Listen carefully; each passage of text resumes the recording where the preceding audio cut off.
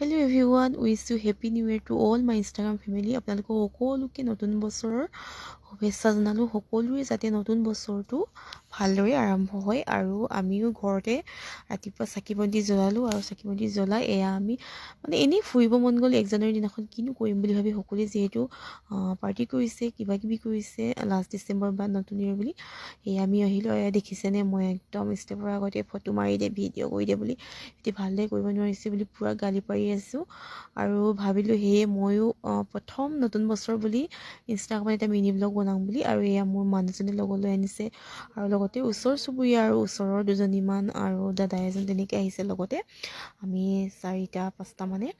আৰু এয়া দেখিছেনে পৰিৱেশটো বহুত ধুনীয়া আৰু ইয়াত টকৌ গছ নে কি দেখিছেনে আপোনালোকে কিনাৰে কিনাৰে আছে যে মই চিনি নাপাওঁ, আপোনালোকে যদি জানে কমেণ্ট কৰি জনাবচোন। আৰু ভিতৰৰ পৰিৱেশটো বহুত ধুনীয়া দেখিছেনে আৰু বাহিৰত মানে ইমানেই টেকটেকে গৰম ৰ'দ, কিন্তু এই ভিতৰত সোমোৱাৰ লগে লগে ইমানেই এটা ঠাণ্ডা পৰিৱেশ মানে আপোনালোকে যোনে যোনে আহি পাইছে গম পাইছে এই ভিতৰখন মানে সোমোৱাৰ লগে লগে কিবা এটা যেন মনটো পবিত্ৰ পবিত্ৰ লাগে এনেকুৱা এটা জেগাত।